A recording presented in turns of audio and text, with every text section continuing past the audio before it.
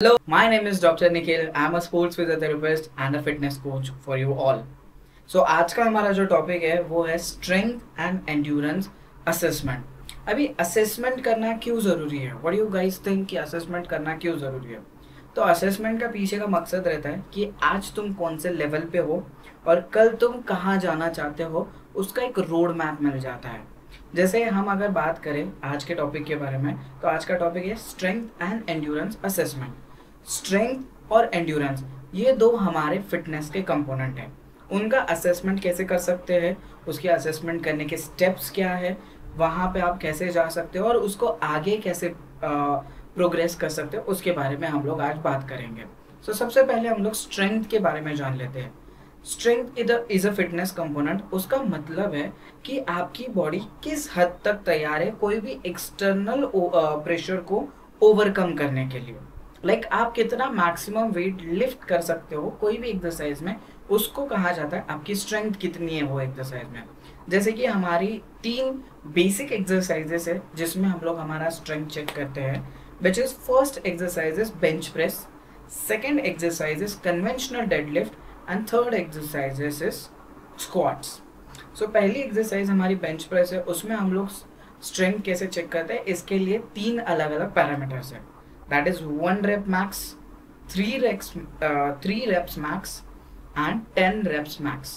मतलब क्या है, कोई भी एक्सरसाइज में अगर आप 10 रेपिटेशन कर सकते हो और 11वां नहीं जा रहा है, दैट मीन्स वो वेट आपके लिए 10 reps max है। कोई भी एक्सरसाइज में एक पर्टिकुलर वेट रखने के बाद आप अगर 3 रेपिटेशन कर पा रहे हो, दैट मीन्स वो आपका 3 रेपिटेशन मैक्स है। कोई भी एक्सरसाइज में आप 1 रेपिटेशन कर पा रहे हो, दूसरा रेपिटेशन नहीं हो रहा है, दैट मीन्स वो आपका 1 रेप मैक्स है। I hope you are getting clear with this. ठीक है। सो अगर हमारे पास कोई बिगिनर इंडिविजुअल आ रहा है या एडवांस इंडिविजुअल आ रहा है, तो उन लोगों के लिए हम लोग अलग अलग टेस्ट करते हैं।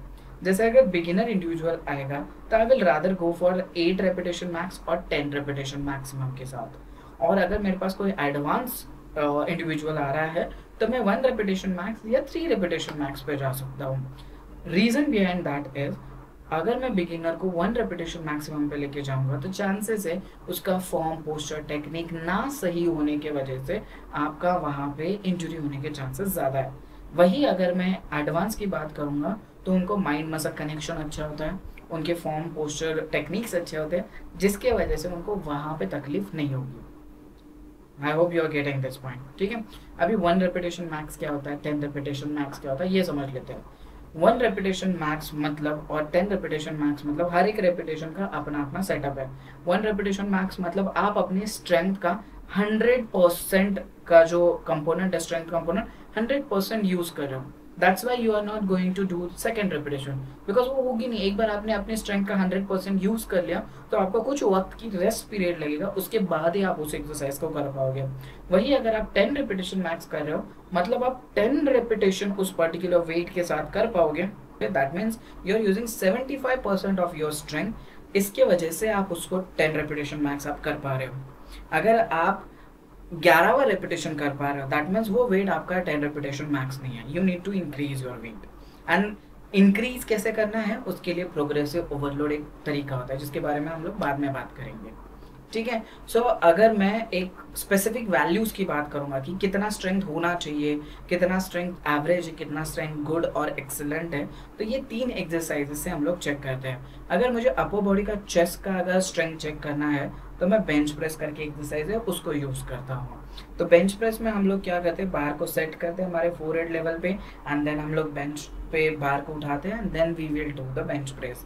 तो बेंच प्रेस में 1 रेपिटेशन मैक्स अगर मैं कर रहा हूँ तो वहाँ पे मेरे बॉडी वेट का 1.25, मेरे body weight, my body weight into 1.25 इतना वेट लिफ्ट होना चाहिए। दैट मीन्स आपका स्ट्रेंथ अच्छा है। मेरा बॉडी वेट है 70 और मैं अगर 90 प्लस की वेट अगर वहाँ पे उठा पा रहा हूँ, दैट मीन्स मेरा चेस्ट का स्ट्रेंथ अच्छा है।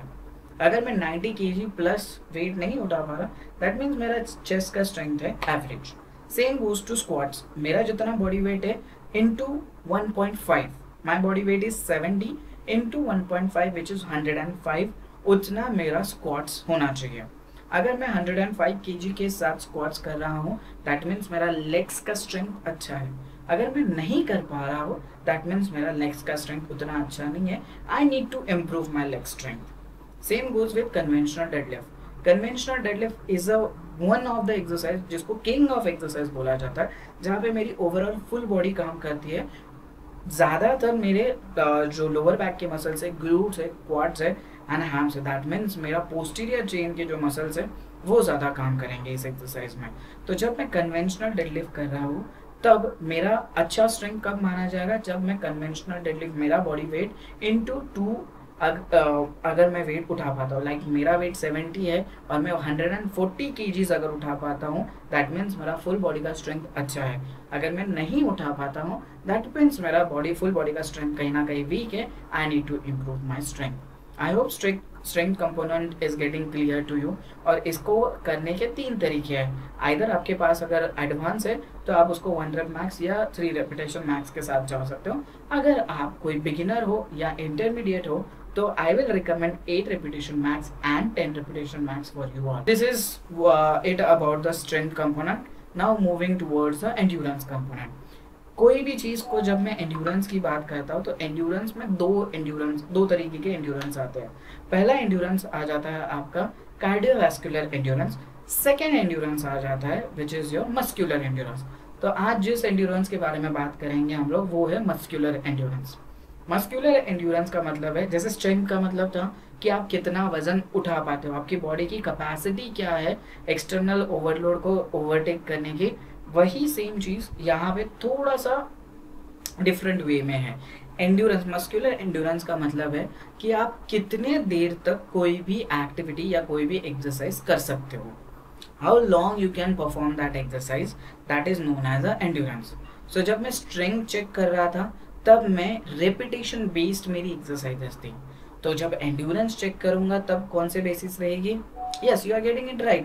आपकी एक्सरसाइज जो रहेगी वो रहेगी टाइम बेस्ड, कि कितने वक्त पे आप कितनी रेपिटेशन पर्टिकुलर एक्सरसाइज की कर पाते हो।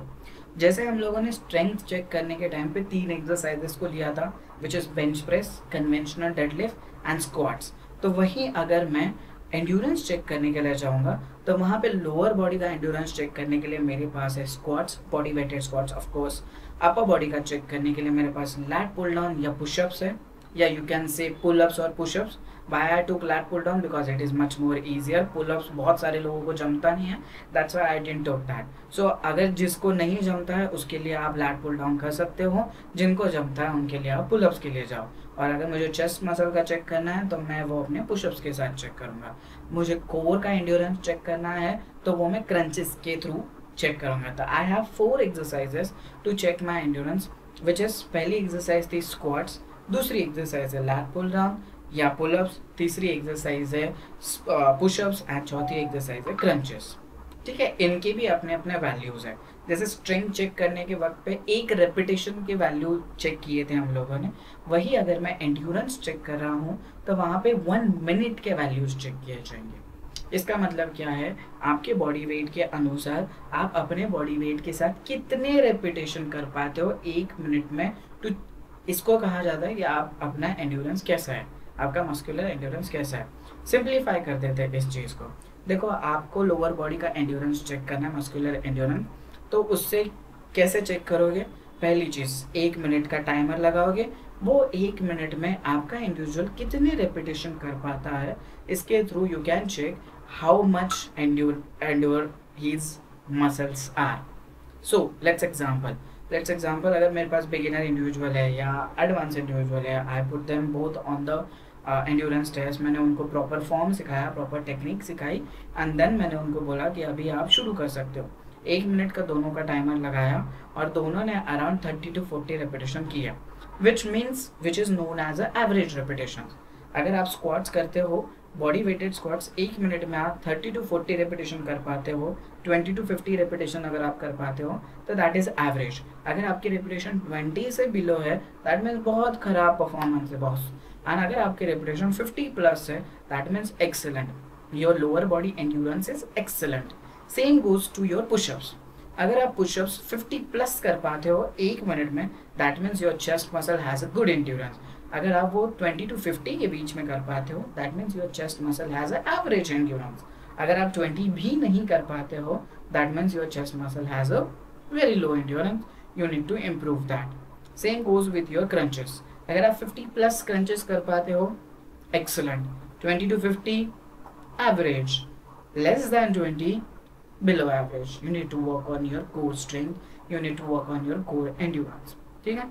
अगर जब मैं पुलअप्स की बात कर रहा हूँ तो pullups is a kind of mix exercise जहाँ पे सिर्फ स्ट्रेंथ का काम नहीं है, जहाँ पे स्ट्रेंथ एंड स्किल ये दोनों चीजें लगती है।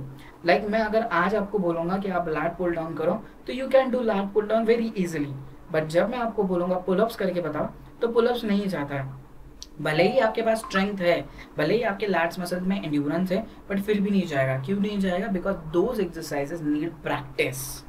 जितना आप पुलअप्स की प्रैक्टिस करते जाओगे उतना आपका पुलअप्स का एंड्योरेंस बढ़ता चला जाएगा। सो जिन्होंने जिंदगी में कभी पुलअप्स नहीं किए हैं उनको आप लैट पुल डाउन में उनके बॉडी वेट का 70% लगा के लैट पुल डाउन के रेपिटेशन चेक कर सकते हो। लाइक मेरा बॉडी वेट 70 है तो मेरा जो पुलअप्स का वेट रहेगा वो लैट पुल डाउन का वेट जो रहेगा वो 50 kg के अराउंड रहेगा, और 50 kg पे मैं कितने रेपिटेशन कर पाता हूँ दैट शोज कि मेरा लैट्स मसल्स का एंड्योरेंस कितना है। सेम गोज विथ पुलअप्स कि मैं पुलअप्स में कितने रेपिटेशन कर पाता हूँ वो मैं चेक करूँगा। सो पुलअप्स क्या और लैट पुल डाउन क्या अगर मुझे रेपिटेशन चेक करने हैं तो दैट गोज अराउंड, अगर मैं 25 प्लस कर पाता हूँ दैट मीन्स एक्सीलेंट है, 15 to 25 है दैट मीन्स गुड, और मैं लेस देन 15 अगर कर पा रहा हूँ दैट मीन्स मेरा लैट्स का एंड्योरेंस जो है वो पुअर है। I hope this 4 exercises are clear to you. Endurance check करने के लिए हम लोग ये 4 एक्सरसाइजेस यूज करते हैं, which is first is your lower body का एंड्योरेंस चेक करने के लिए स्क्वाट्स रहेंगे, अपर बॉडी का चेस्ट का एंड्योरेंस चेक करने के लिए हमारे पास पुशअप्स है, अपर बॉडी का हमारे बैक का एंड्योरेंस चेक करने के लिए हमारे पास लैट पुल डाउन और पुलअप्स है, और अगर मुझे कोर का एंड्योरेंस चेक करना है तो मेरे पास क्रंचेस है।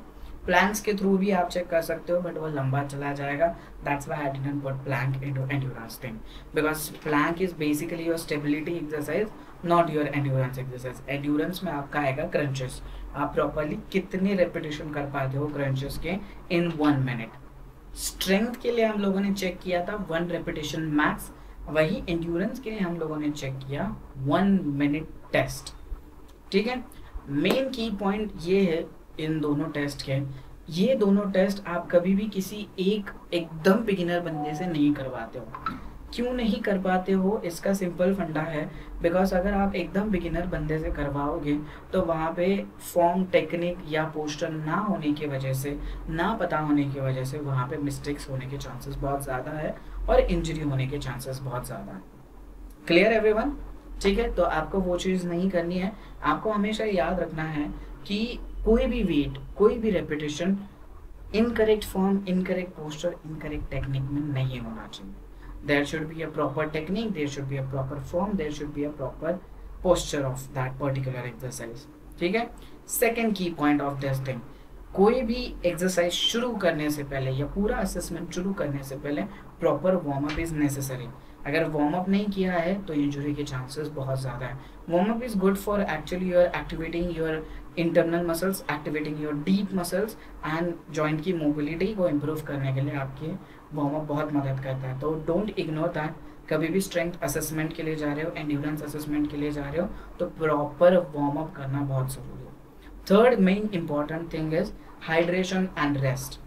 कोई भी टेस्ट होने के बाद 2 to 3 मिनट का रेस्ट बहुत ज़रूरी है, ठीक है। आप 2 to 3 मिनट का रेस्ट लोगे हर एक असेसमेंट के बाद, and then in between that test there should be a proper amount of hydration can be given to the individual, ठीक है। I hope this strength and endurance assessment is clear to you. अगर आपको कोई भी doubt है, कुछ भी चीज़ आपको नहीं समझ में आई है तो आप अपने कमेंट बॉक्स में उसको डाल सकते हो, आप पूछ सकते हो। I will try to ensure that आपके सारे डाउट्स के आंसर मैं दे सकूँ। एंड फिर भी आपको अगर कहीं भी क्वेरी आ रही है तो हमारा इंस्टाग्राम हैंडल आपको मिल जाएगा डिस्क्रिप्शन बॉक्स में या कमेंट बॉक्स में, तो आप उसको चेक कर सकते हो। इंस्टाग्राम पे हमें मैसेज कर सकते हो। हैप्पी टू हेल्प यू, ठीक है। Thank you.